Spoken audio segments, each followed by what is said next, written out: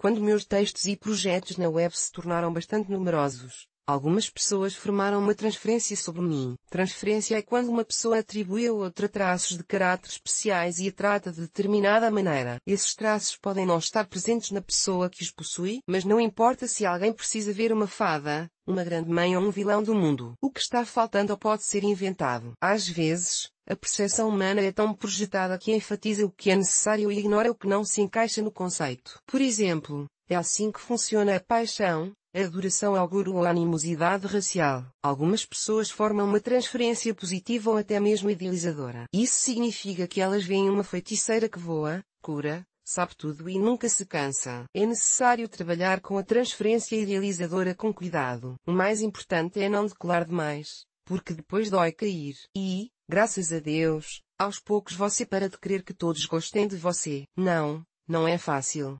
Assim, quando parei de querer que todos gostassem de mim, havia pessoas que não gostavam muito de mim. Às vezes, sem nenhum motivo específico ou mesmo sem nenhuma familiaridade. Elas só precisavam de alguém para lidiar no momento. Por que não eu? Você não precisa conhecer alguém. Isso se chama transferência negativa. E aqui estão algumas histórias que estão por trás da transferência negativa. Talvez você se reconheça.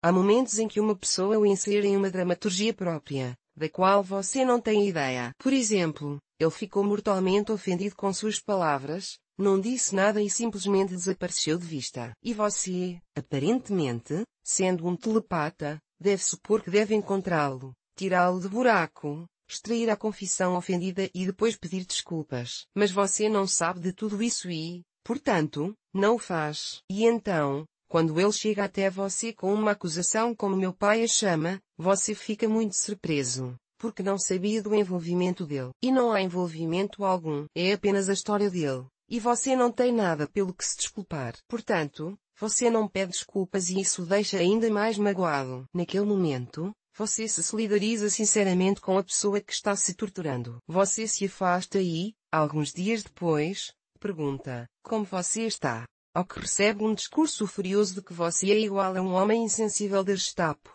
Primeiro você machuca e depois tem a coragem de perguntar, como você está? O que posso dizer? Só podemos ficar parados, perplexos. Também acontece com médicos, especialmente psiquiatras, que uma pessoa os procura no início de uma exacerbação aguda, e depois de alguns dias no hospital, ele desenvolve uma psicose aguda. Isso teria se desenrolado em casa. Mas imagine que tudo aconteceu após a hospitalização. O que o médico deve fazer?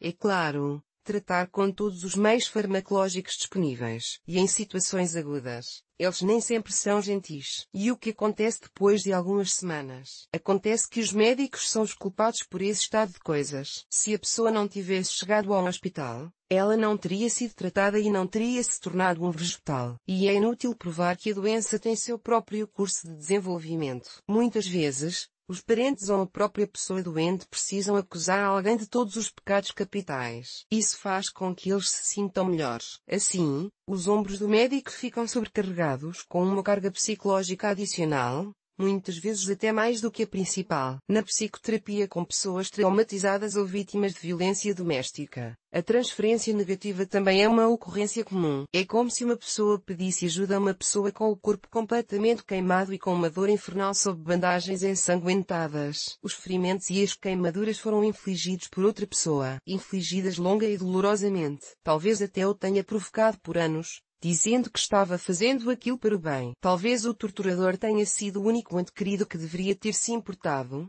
mas, em vez disso, ele machucou, distorcendo o conceito de cuidado. Então, você pega uma tesoura e água oxigenada e começa a cortar os curativos e a lavar as feridas, o que faz com que o homem volte a sentir dor. Então, ele começa a gritar que o odeia e que você o está machucando como o antigo atormentador dele. Ele diz que você infligiu feridas nele, e que o outro também disse que queria ajudar. Mas essas feridas não estavam sangrando antes de você conhecê-lo. Lidar com feridas não envolve dor. Você não precisa passar por essa dor para se curar. É um impasse. Infelizmente, muitas pessoas param na transferência negativa, com raiva daquele que quer ajudá-las. Elas afastam e vão embora. E isso também é um alívio, porque há muito poder na raiva, e ela é necessária para a cura. E é inútil perguntar, por quê? O que eu fiz de errado? E qual é a minha culpa? Você fez tudo certo. Você fez tudo certo. É que às vezes as pessoas precisam ficar com raiva ou até mesmo odiar alguém, e você tem o honroso dever. Eu também não me importaria de estar sob uma transferência negativa, se ela levar a algum lugar. Se a pessoa se atrever a vivê-la, mantendo contato e esclarecendo o que gosta e o que não gosta. Reconhecer as reações traumáticas devido a condições neurais fixas no sistema límbico. Fico feliz em estar presente quando uma pessoa para de dividir o mundo em preto e branco. Começa a ver todos os matizes e gradualmente me acomoda em seu campo de visão em sua totalidade. Mas isso nem sempre acontece assim. Acontece que, a partir de uma grande raiva, as pessoas são repelidas e partem em uma viagem autónoma com uma reserva de combustível por algum tempo. E esse também é um bom resultado. Depois descubro que elas abriram seu próprio negócio, começaram um blog, montaram uma banda, casaram-se, divorciaram-se, mudaram-se e, em geral, tiveram sucessos supostamente para me irritar. O tirano interior ao qual eles estão resistindo ainda fala em minha voz por muito tempo. Às vezes, os clientes se ofendem e correm para os colegas para dizer como tiveram azar com o terapeuta anterior. E de seus colegas eles vêm para mim. Assim, eles dão voltas e mais voltas até não conseguirem se agarrar a nada. É uma história familiar, não é? E o que acontece é que as pessoas ligam 10 anos depois e dizem, eu o odiei por muito tempo e agora quero lhe agradecer. Ou ligo para alguém com o mesmo texto, o que acontece com bastante frequência. Isso significa que a próxima etapa foi vencida, que uma etapa importante foi vivida e que a sabedoria se tornou disponível. E é bom que isso aconteça nesta vida, pois não vale a pena adiar para a próxima vida o que pode ser feito agora. Qual é o resultado final? Provavelmente nada demais. O trabalho de um terapeuta é um mergulho constante no ácido. Qualquer ferida sua é imediatamente reconhecível. Você precisa tratá-las imediatamente. Mas esse é o material do meu próprio cliente. O que eu pessoalmente gostaria de ter em um relacionamento foi escrito há muito tempo pela minha Vera Pavlova favorita. Eu como maçãs, dia e pele e ossos, e um barril podre quebrado, e uma bunda peluda. Vida, come-me da mesma forma. Não deixem toco.